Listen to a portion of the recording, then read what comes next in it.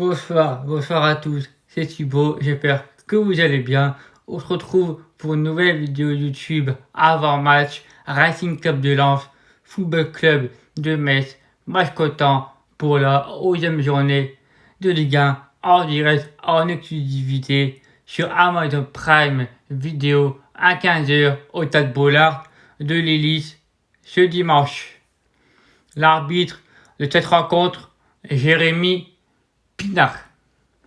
Les statistiques entre ces deux clubs, 47 matchs joués, 17 victoires pour le Racing, 18 défaites, 12 matchs nuls.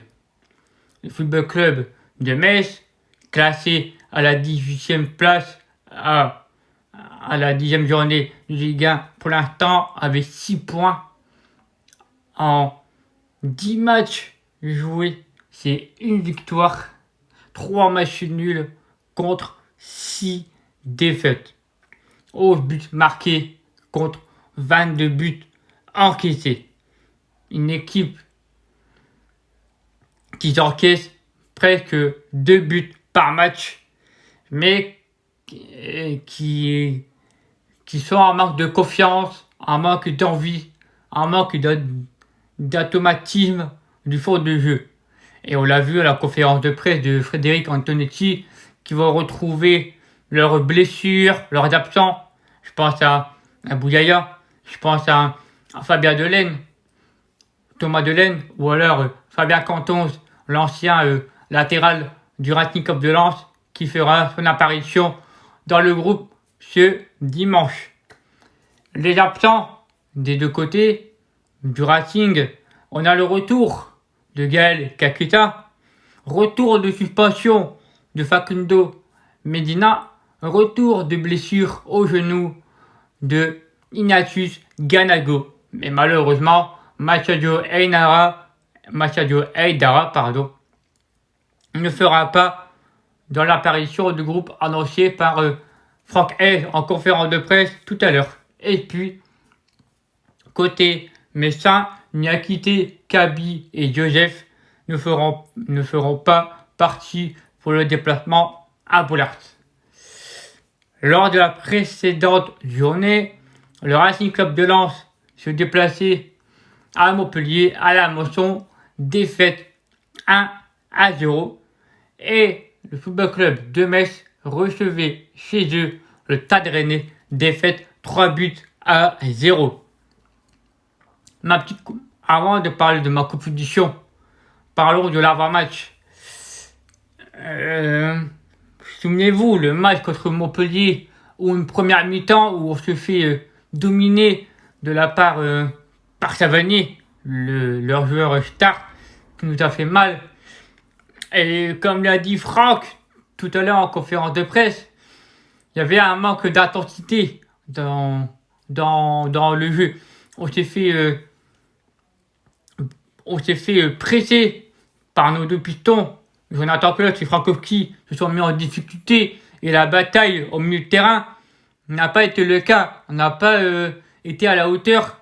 Ce n'était pas à Racing Club de Lens ce qu'on a vu depuis le début de la saison. Et on s'est mis en difficulté par une très bonne équipe Montpellier-Rennes qui nous ont bien pressés haut sur le terrain et qui nous ont fait mal sur les côtés et même dans l'axe par Savanier, Mollet, Mavididi et Valère Germain. Donc, le match contre SMS, il va falloir qu'on met plus d'intensité, qu'on soit plus tueur et efficace devant le but. Parce que Metz, je peux vous garantir que Metz, quand il va avoir une occasion ou deux occasions, il va la mettre au fond. Donc, contre le FC Metz, il va falloir qu'on soit plus efficace devant le but et qu'on soit beaucoup plus tueur. Et j'ai confiance à Franck, j'ai confiance à mon club et à mon équipe. Parce que ça arrive, les gars, faire une défaite. C'était un coup de mou pour moi. C'était un coup de mou, la défaite à Montpellier. C'est oublié, on met de côté. Maintenant, place à Metz.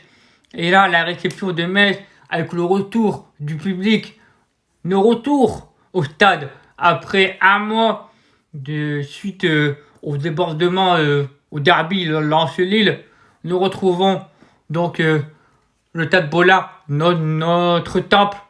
Donc moi d'ailleurs, je serai parti, parce que moi je suis abonné, donc je serai présent au stade hors de la cour. Donc voilà, ma petite composition d'équipe que j'aimerais pour ce match contre Metz, 3-2. J'aurais eu le cas dans les buts. La charnière de retour de Facundo Medina de suspension associé à Jonathan Grady à droite, dans l'axe Kevin Danso. Nos deux pitons sur les côtés. À gauche, Pierre Michaud, Frankowski. À droite, Jonathan Klaus. Nos deux milieux de terrain, Seko Fofana, capitaine associé à Cheikh Doucouré. En numéro 10, le retour du blessure, Gaël Kakuta. Et à la pointe de l'attaque, Arnaud Calimendo, associé à Florian Sotoka. Les amis, vous avez bien pu voir sur les réseaux sociaux qu'il n'y aura pas de supporters adverses, donc les supporters messins ne feront pas le déplacement au Stade Bollaert de l'Hélice, suite annoncée par le préfet du Nord-Pas-de-Calais. Alors, je vais répondre à ce sujet.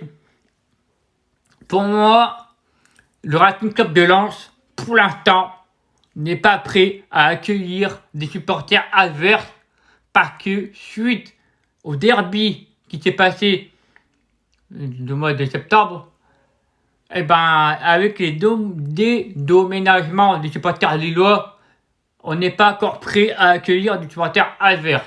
C'est-à-dire que avec les 100 sièges qui sont cassés, il faut les réparer. Donc les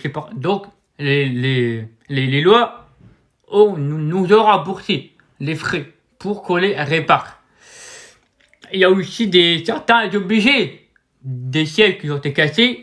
Qui dit siège cassé dit il y a des obligés qui ont été dédommagés. Donc il faut les réparer tout ça. Et j'ai vu sur Twitter, notamment Twitter, que des supporters messins se moquent de la part du supporter lensois. Mais il faut être intelligent dans ta tête.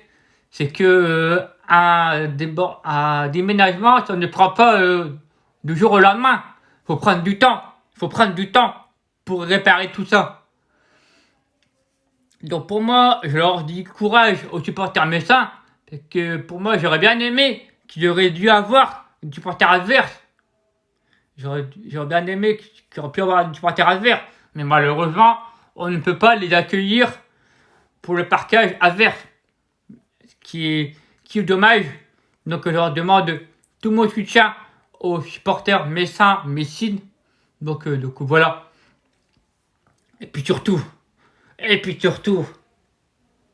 qui dit trophée UNFP dit Seko Fofana a été meilleur joueur du mois de septembre en concurrence avec Lucas Paqueta et Amine Gouiri. Alors moi, de mon côté, j'y croyais pour Seko. Mais d'un autre côté, il y avait Lucas Paqueta. Tu vois, l'homme fort lyonnais qui, quand il est remplaçant et qui rentre sur le terrain, il peut tout changer lors d'un match. Donc pour moi, ça s'est joué entre Seko Fofana et Lucas Paqueta. Et quand j'ai vu Seko, c'était incroyable. Et Lucas Paqueta, pour moi, c'était mérité. Pareil pour Gouiri. Au contraire, tous les trois, pour moi, ils méritaient chacun qui aurait pu recevoir leur trophée. Mais le gagnant a été Seko Fofana, qui pour moi était mérité, à moi exceptionnel. Souvenez-vous, le match contre Saint-Etienne, sur but splendide, pour l'égalisation de 2-2, où il fait ce geste-là. Là.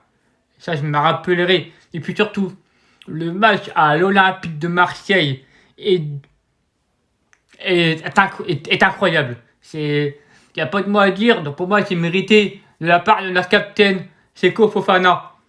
En commentaire, n'hésitez pas à me dire votre copo. Mon prono, les amis. Mon prono, je vais partir sur un 2-1. Avec un but de Flo Sotoka sur penalty.